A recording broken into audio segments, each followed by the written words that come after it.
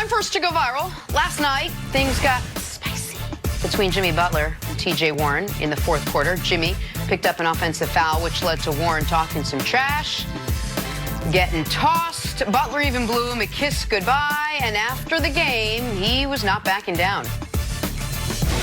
He got to see me the next time, because I feel like what he said was truly disrespectful, and it's all good because we see him again. I ain't scared of nobody. So, you know, he talking about, oh, we're going to fight, this, that. It is what it is to me. And then what did you notice the middle finger from him, and was the blowing of the kiss soft? He's soft.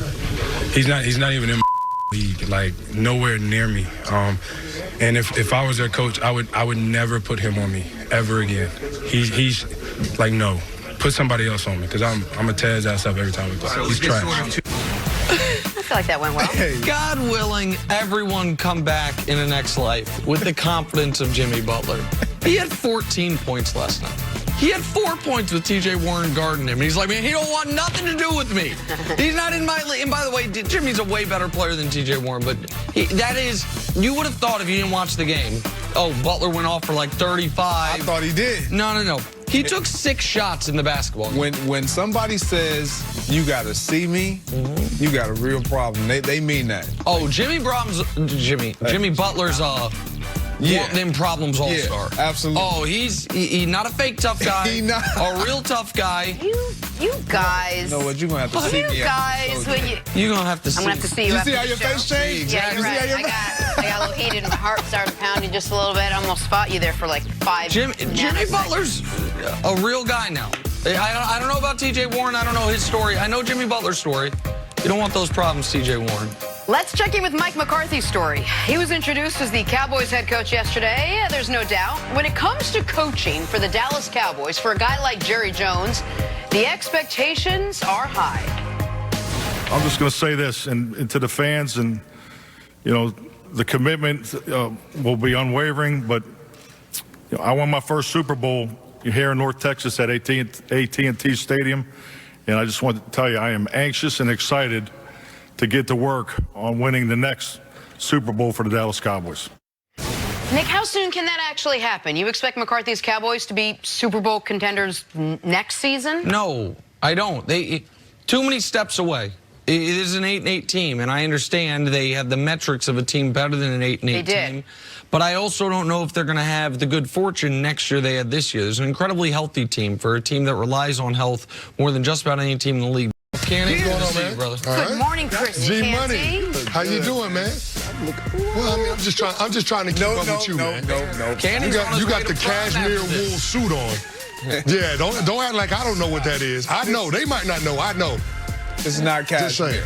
What can't you hide, Kenny? Can't hide money. Can't hide money. He's got a bunch of it. He got his own money.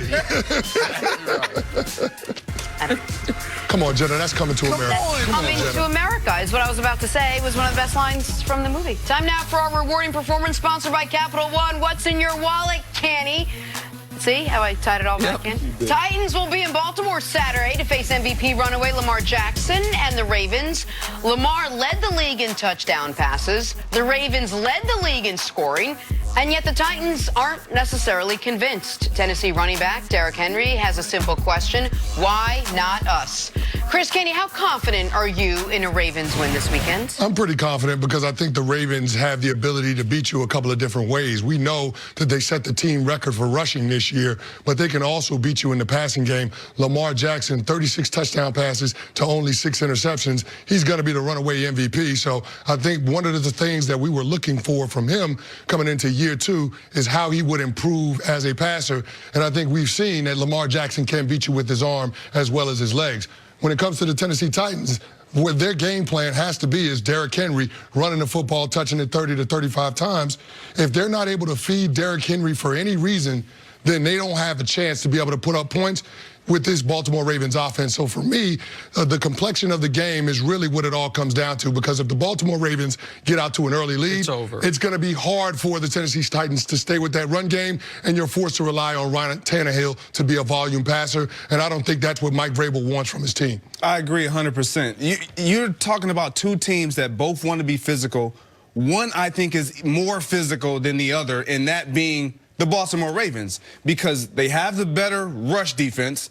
They have the better offensive line up front. Now, you can say Derrick Henry might edge out Derrick Henry's the best running back. Yes. But the Ravens probably have the better running game. Exactly. And so when I look at what both teams have to defend, who am I scared of most? I'm scared of that Baltimore offense more than I am the Titans offense. Looking at the Titans defense, they better be alignment, assignment, and technique sound. Because if you don't contain not only Mark Ingram, but the guy who you talked about being the runaway MVP in Lamar Jackson, you have absolutely no chance of beating this team. And then on top of that, we talked about all offseason. I'll just talk about myself. One of the things I wanted to see him do, throw the ball better. And he's done it. He's throwing it with confidence. He understands when to throw it. And he has a tight end in Mark Andrews that will get open. He's got three tight ends. Yes. And he understands when to throw it, how to throw it. And that all is a testament to their offensive coordinator, Greg Roman, putting them in the best position. But he threw it against lesser competition. Well, and now you're playing a team like the Titans. Can you still be as successful? The Titans, to me, their real strength is their actual offense, because Tannehill was so good once he came in, and Derrick Henry's been sensational. I don't think the Titans have a great defense. But you're alluding to something I said yesterday, Jenna, which was the way for the Titans to win the game. And I want to address that here, actually, because, man, my experience yesterday was wild. Because I have been one of the most vocal Lamar supporters since he declared for the draft of anybody. I sat right across from Jenna and said, I don't understand why he's not discussed his top 15 pick. I think this guy, I thought it would take longer than it took, but this guy can be a franchise quarterback in this league, and I agree with the whole world. He's clearly the unanimous MVP. What I said yesterday was, and I will say again, as upset as the Lamar hive was at me or remains at me, if you say we are going to try to take a little of everything away from Baltimore, you will take nothing away from them and be trounced. If you say we're going to try to take away the downfield passing and the intermediate passing and still give ourselves a fighting shot against the running game, that is how you get beat 45-6. That is how you get embarrassed. The only hope Tennessee has is to dare Lamar to beat them deep down the field and outside the hashes. I am not saying he can't do it.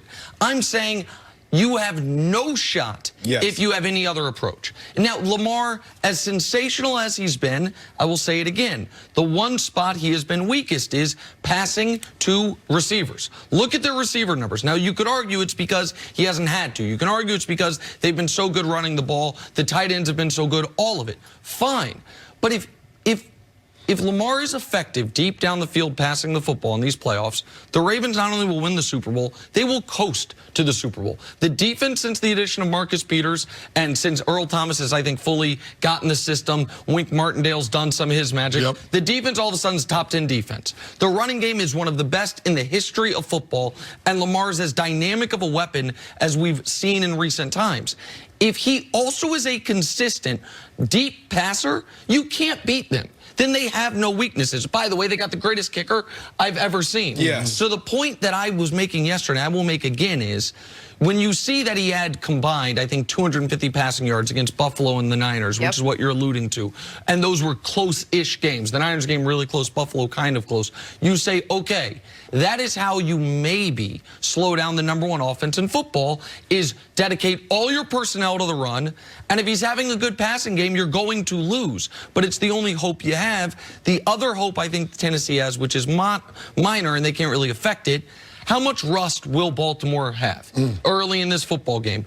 Can Tennessee jump out to a lead because Baltimore had the bye and rested guys in Week 17? So the hottest team in football hasn't played their most important players in 3 weeks. Tennessee's only hope is that they're a little rusty. They get out to an early lead. Maybe Lamar goes 3 and out on the first possession. All of a sudden it's 10-0, and now you're playing a Titans brand of football. That is the path to victory. It's a small one, but that's the one that exists for Tennessee. Yeah, there is a small path to victory for them, and let's not say that the Baltimore Ravens defense is unbeatable, because in the run game, the Baltimore Ravens, even though they're a top 10 group, when you look at yards per carry, they're 21st.